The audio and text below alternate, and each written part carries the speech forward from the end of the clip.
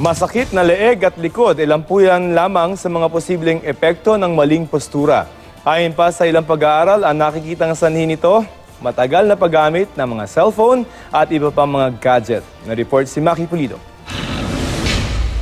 Para malibang habang hinihintay ang pamangking nasa eskwelahan, halos buong araw ginagamit ni Josephine ang kanyang tablet.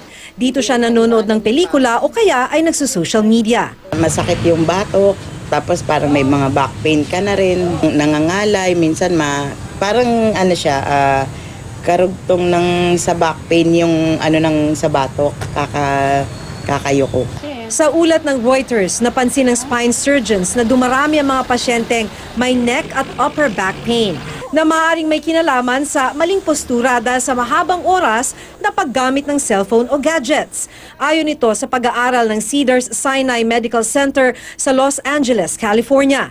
Madalas daw kasi nakatingin pababa ang pasyente sa kanilang smartphones habang nagte-text, nagbabasa o nanonood. Mahigit 3 dekada ng orthopedic surgeon si Dr. Leo Olarte. Hindi pa siya nagkakapasyente na nagkaproblema na sa leeg dahil sa sobrang gamit ng cellphone o tablet. Pero dahil maling posture ang isa sa mga dahilan ng problema sa leeg, pwede raw talagang mangyari ito dahil sa sobrang tagal ng pagyuko. Baka matagal masyado na nakaganon lang ang posisyon mo. Or mayroong stress. A position that is very uncomfortable to the neck can be a cause of neck pain.